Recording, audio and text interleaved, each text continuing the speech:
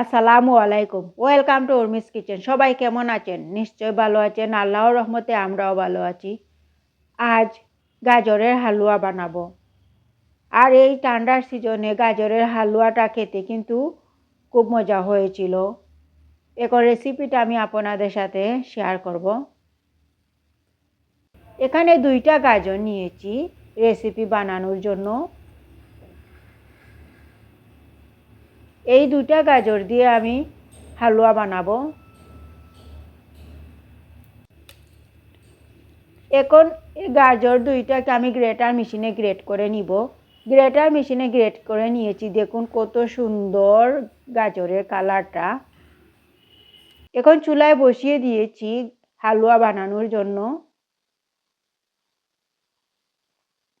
এখানে দিচ্ছি তেজপাতা, দারচিনি, এলাচ আর স্টারনেস দিচ্ছি একটা সুঘ্রাণের জন্য।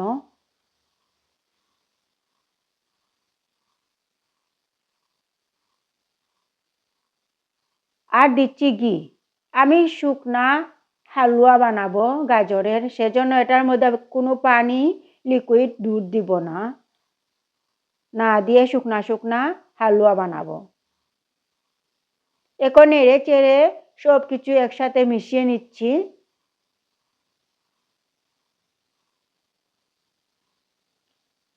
বাচ্চারা সবজি খেতে চায় না, এভাবে হালুয়া বানিয়ে দিতে পারেন।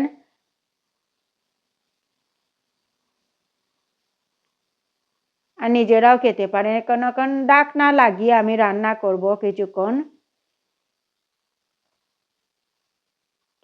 রান্না করে এখন নেড়ে চেড়ে দিচ্ছি।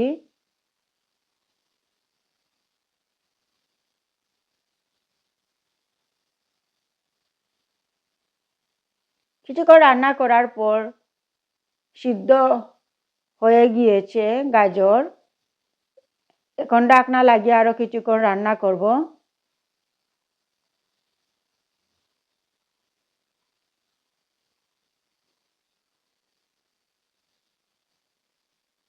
এখন দিচ্ছি ব্রাউন সুগার। আপনারা চাইলে চিনিটাও দিতে পারেন। আমি দিচ্ছি এখানে অল্প মিষ্টির জন্য, সেজন্য দিচ্ছি ব্রাউন সুগার দিচ্ছি। আমরা যেহেতু চিনি খাই না। ব্রাউন সুগার দিয়ে নেড়ে চেড়ে দিচ্ছি।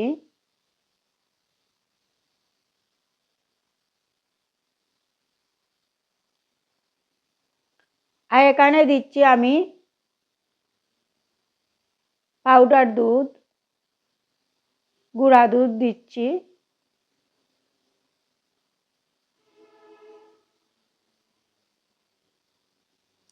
গুঁড়া দুধ দিয়ে নেড়ে চেড়ে দিচ্ছি। আর দিচ্ছি এখন লবণ, একটু লবণ দিচ্ছি।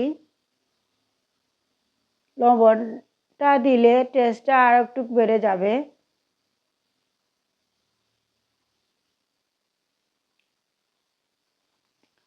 এখন আরেকটা দুধ দিচ্ছি, পাউডার দুধ।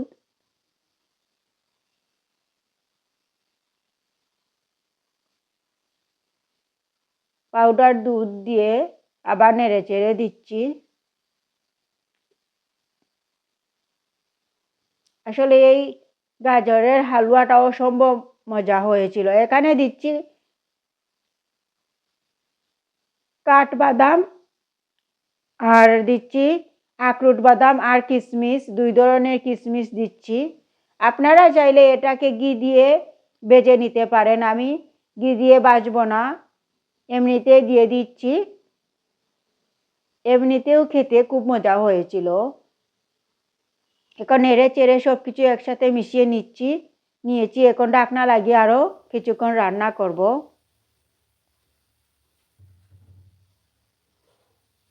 দেখুন দেখতে কত ইয়ামি হয়েছে, খেতেও আসলে খুব মজা হয়েছিল। এভাবে আপনারা বানিয়ে ফ্রিজে রেখে দিতে পারেন।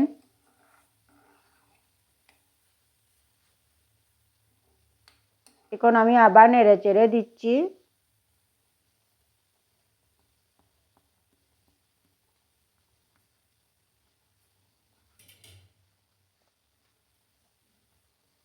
এখন ঢাকনা লাগিয়ে আরো কিছুক্ষণ রান্না করব।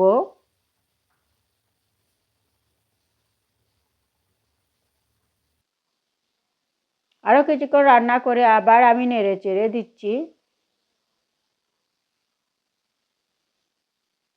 আর যখন দেখবেন গাজরে একটা আটালো ভাব হয়ে গিয়েছে, তখন বুঝতে হবে গাজরের হালুয়া হয়ে গিয়েছে।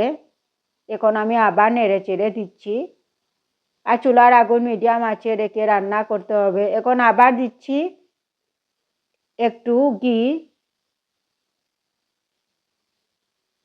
এটার মধ্যে যত ঘি বেশি দেওয়া যাবে খুব ভালো লাগবে খেতে। এখন এখন ঘি দিয়ে আমি নেড়ে চেড়ে আমি চুলাটা অফ করে নিব। আমার গাজরের হালুয়া তৈরি হয়ে গিয়েছে। এখন ঢাকনা লাগিয়ে রেখে দিব, চুলা অফ করে নিব। দেখুন একটা ডিশে যখন পরিবেশন করি কত সুন্দর হয়েছে, খেতেও মাশাআল্লাহ খুব মজা হয়েছিল। এভাবে বানিয়ে ফ্রিজে রেখে দিতে পারেন, অনেক দিন থাকবে। এখন দিচ্ছি আমি উপর থেকে বাদাম, কুচি কুচি করা বাদাম দিয়ে দিচ্ছি উপর থেকে।